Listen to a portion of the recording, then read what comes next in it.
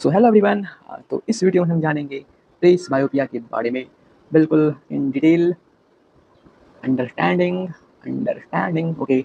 So let's start. Presbyopia, if I tell you presbyopia, तो इसका word जो होता है ना, प्रेस बायोपिया यानी एज रिलेटेड चेंज, यानी हमारे आई में एज के साथ साथ जो चेंजेस होती है उसे प्रेस बायोपिया कहते हैं। ठीक है, ओके।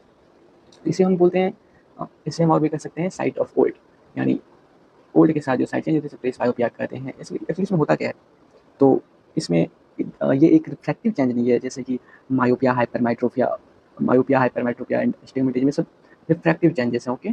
लेकिन जो हमारा प्रेस बायोपिया है, प्रेस बायोपिया, ये हमारा रिफ्रैक्टिव चेंज नहीं है, ये एज रिलेटेड चेंज है। जिसमें क्या होता है, डिफिकल्टी इन एकोमोडेशन, एकोमोडेशन में हो जाती है हमारी डिफिकल्टी एकोमोडेशन। और ये एकोमोडेशन जो डिफिकल्टी होती है वो होती है फिजियोलॉजिकल, ओके। तो इसका डेफिनेशन की बात करें तो definition physiological insufficiency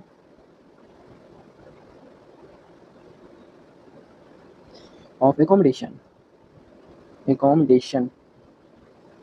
this is called presbyopia. इसमें दिक्कत क्या होगी, difficulty near vision using phone reading, okay, ठीक है।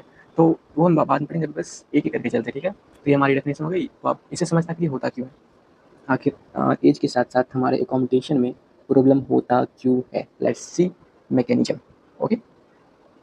मैकेनिज्म, फिर काउच की बात करेंगे, ठीक है। मैकेनिज्म की बात करें तो जो एकोमोडेशन कौन कौन करवाता है, यदि आपको पता हो तो हमारी जो सिलियरी मसल्स होती है, ये हमारी सिलियरी मसल्स है और ये हमारा लेंस है, और इसके बीच हमारा होता है जॉन्यूल्स ऑफ जीन, ठीक है, ओके। अब होता क्या है, जब हम नॉर्मल विजन देख रहे होते हैं, नॉर्मल विजन, तो हमारी सिलियरी मसल रिलैक्स करती है और हमारे जॉन्यूल्स ऑफ जीन कॉन्ट्रैक्ट करते हैं, ठीक है।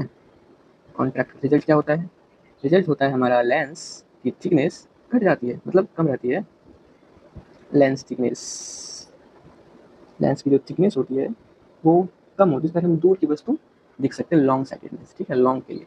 फिर हम समय नज़दीक की देखना होता है, नियर विजन के लिए एकोमोडेशन चाहिए। एकोमोडेशन में क्या होता है, हमारी जो सिलियरी मसल्स होती है वो अब कॉन्ट्रैक्ट करती है।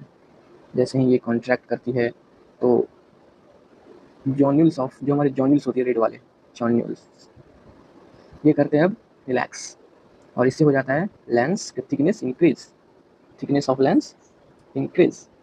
तो अब जैसे थिकनेस इंक्रीज होता है ऑफ कोर्स पावर भी इंक्रीज होती है लेंस की, आपने पढ़ा होगा, और हम नज़दीक की चीज़ें एकोमोडेट कर पाते, फोकस कर पाते। तो ये हमारा नॉर्मल मैकेनिज्म है, ठीक है।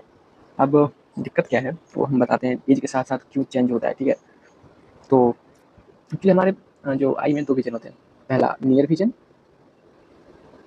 विजन और दूसरा होता है फार विजन, ठीक है।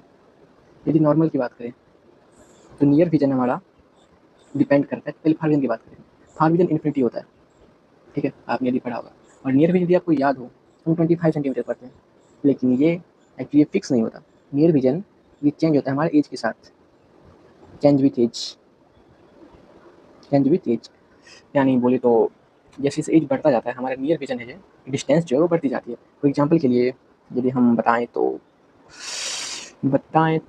Eight the time of 7 year old, नहीं sorry 10 year old, 10 year old हमारा नियर विजन है 7 सेंटीमीटर, ठीक है। जिसे हम पंक्टम प्रॉक्सिमम कहते हैं, और फार पॉइंट को पंक्टम डिमोटम कहते हैं, डोंट वरी PRVP, बट आप इसे नियर विजन फार विजन। तो 10 ईयर ओल्ड में जब हमें 7 सेंटीमीटर होती है, और जब 20 ईयर ओल्ड होता है तो हमारी नियर विजन हो जाती है 10 सेंटीमीटर। यदि आप देखेंगे बच्चे जो होते हैं ना वो नज़दीक से पढ़ सकते हैं, क्यों, क्योंकि 10 उसका नियर विजन जो है वो पास में है, इसीलिए। जैसे जैसे हमारी एज बढ़ती जाती है, फॉर एग्जाम्पल हम 30 की बात करते हैं, 30 ईयर ओल्ड में, तो हमारी नियर विजन हो जाती है 14 सेंटीमीटर। एक्चुअली डाटा है, ऐसा कोई नहीं है, मतलब डाटा ऐसे देखा गया है, ठीक है।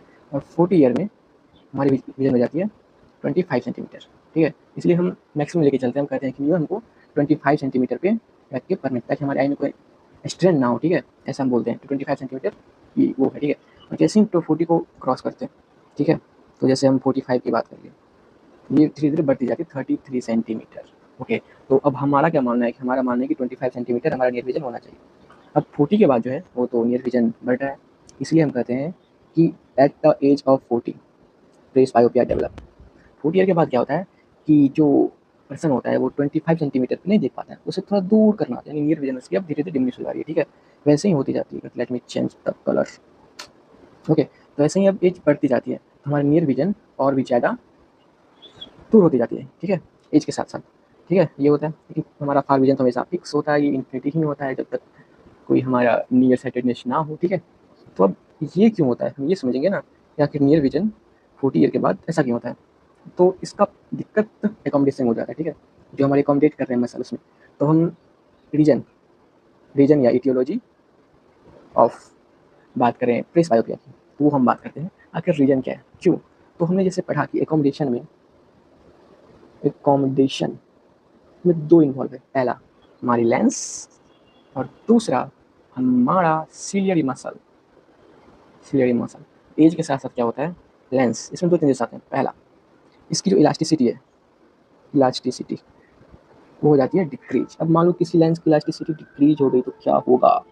एकोमोडेशन क्या होता है, लेंस की थिकनेस ऐसे ऐसे, ठीक है। एकोमोडेशन मतलब किसी को इलास्टिसिटी डिक्रीज हो गई तो वो इसमें डिफिकल्टी होगी, ऑफकोर्स इसमें अपनी शेप चेंज करने में डिफिकल्टी होगी, जिसके कारण एकोमोडेशन में हमारी डिफिकल्टी होगी, पहला। दूसरा जो होता है एस्क्लेरोसिस हो जाता है हमारे, ऐसे लेंस है ना ऐसे, तो आपने पढ़ा होगा एज के साथ साथ एस्क्लेरोसिस, हमारे कॉर्टेक्स में एस्क्लेरोसिस हो जाता है, एस्क्लेरोसिस, ठीक है, जिसके कारण एकोमोडेशन में ये लेंस का प्रॉब्लम है, ठीक है। सिलियरी मसल क्या होता है, जैसे कि अदर मसल की तरह हमारी सिलियरी मसल भी वीक हो जाती है एज के साथ साथ, जैसे ही वीक होती है सिलियरी मसल अपना फंक्शन, क्योंकि मेन काम तो इसी नहीं दोनों का है, तो इसी कारण एकोमोडेशन हमारा प्रॉब्लम होता है।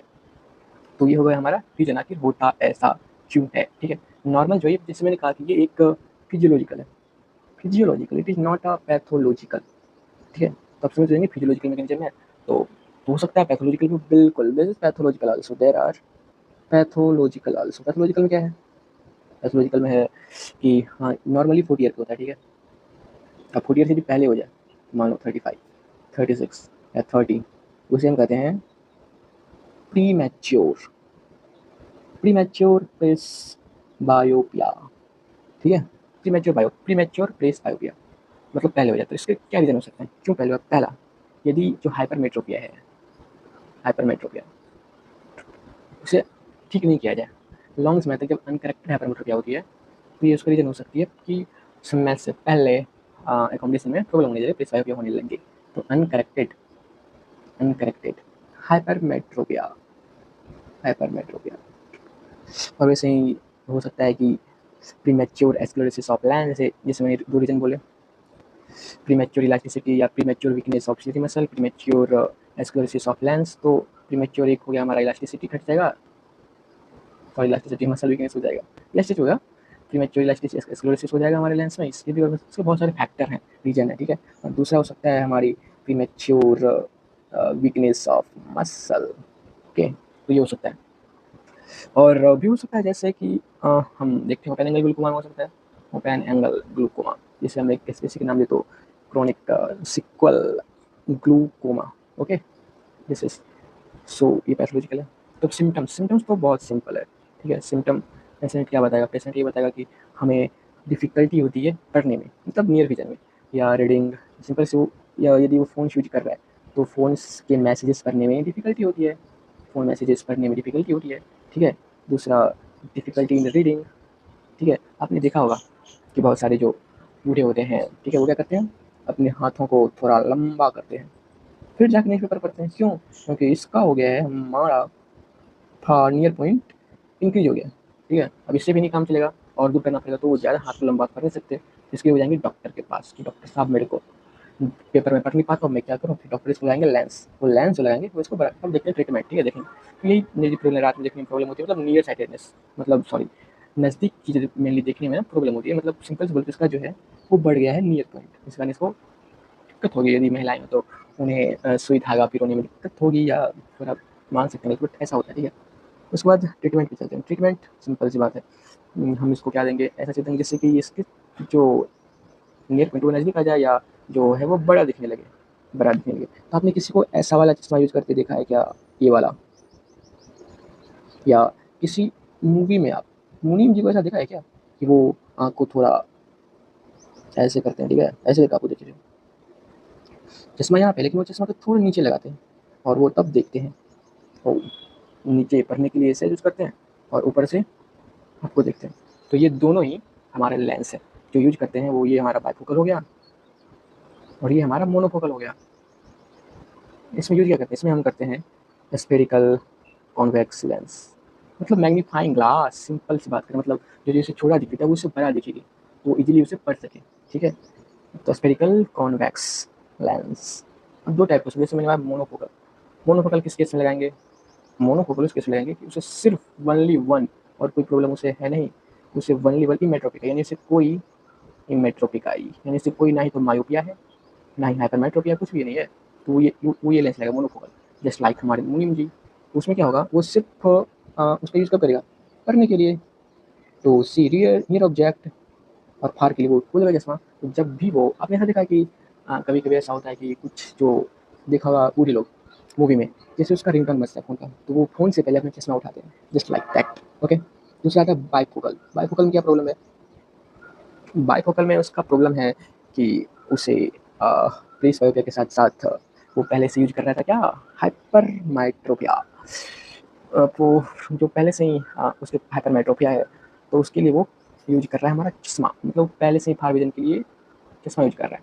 और क्या होगा, एक तो उसके पास है हमारा हाइपरमेट्रोपिया, मतलब ठीक है, और दूसरा है हमारा, तो ये जो है ये डिस्टेंस विजन के लिए, और ये जो है नियर विजन के लिए। मान लो हमारा, जैसे कि ये मैंने बोला, इसके चीज़ के साथ साथ पावर भी चेंज होती है। यदि वो मैं नहीं बता सकता, अच्छा ठीक है बता देता हूँ। 40 पे मान लो 1 डायोप्टर है, 45 पे हमारा आई का 1.5 डायोप्टर, एकोमोडेशन पावर के कारण, ठीक है। हर 5 ईयर पे हमारा आई का पावर 0.5 डायोप्टर कम होता है। तो मान लो उस 45 पे है और 1.5 डायोप्टर इसका ये हो गया, और हमारा उसको हाइपरमेट्रोपिया भी है।